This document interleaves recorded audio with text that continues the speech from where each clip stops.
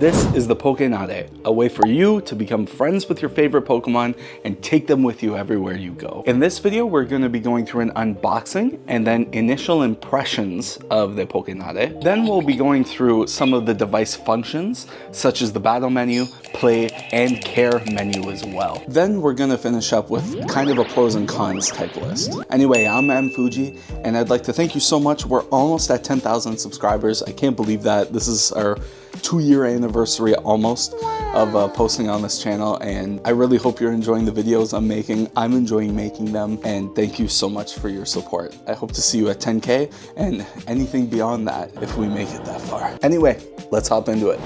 There's no denying that if I was a kid, growing up with this thing would have been next level. The side of the box shows some of the things that you can do: playing hide and seek, baking a cake, bathing, and battling. These are all kind of your standard virtual pet options. One of the craziest parts is that they've crammed 157 Pokemon into this thing. You'll be friends with these 7, and then you'll encounter the other 150 along the way. All right, let's crack into it.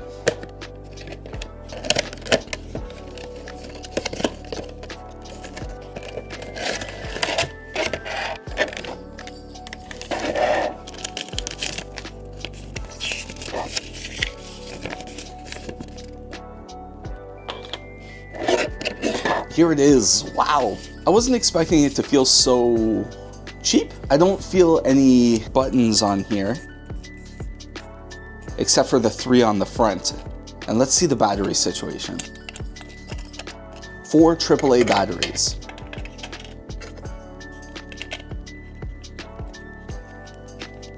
Once the batteries are in, you can go ahead and hold the center button. Intuitively, it just turns on. I selected English and I put my info in. Selecting skin color and time. Then there's a brief tutorial. In our case, we're going to be baking a cake for Pikachu. I hate this game. This is my least favorite of the mini games.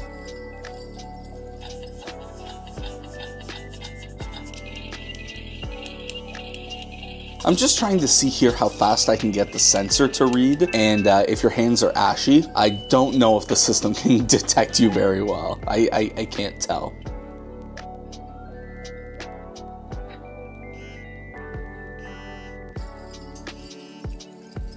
We catch the Pikachu and it's on our friends list. I brought this to some of the kids in my family and they enjoyed Pikachu making all those sounds and hearting every time you pet them for so long or you play the game with them. Which I guess that's what this is all about, is for the kids to enjoy. Now, every time you go to do something, a new Pokemon will pop up and you'll have to catch them.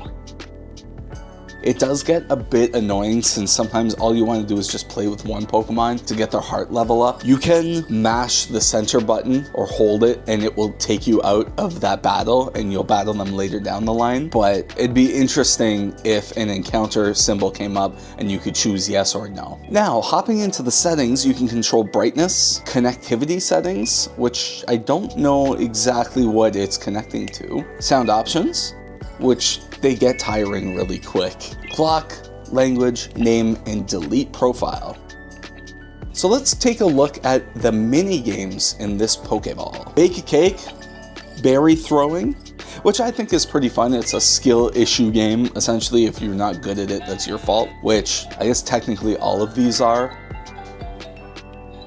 Hide and seek is good. It starts off really slow and then it gets really intense. This one was a good one for the kids as well. They liked following along with their finger, trying to see what box whatever Pokemon you were playing with would end up in.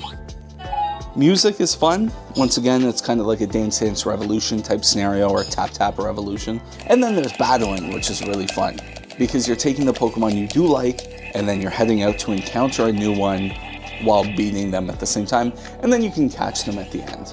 As you level up, you collect more Pokemon, and your friends list here starts to fill out a bit more.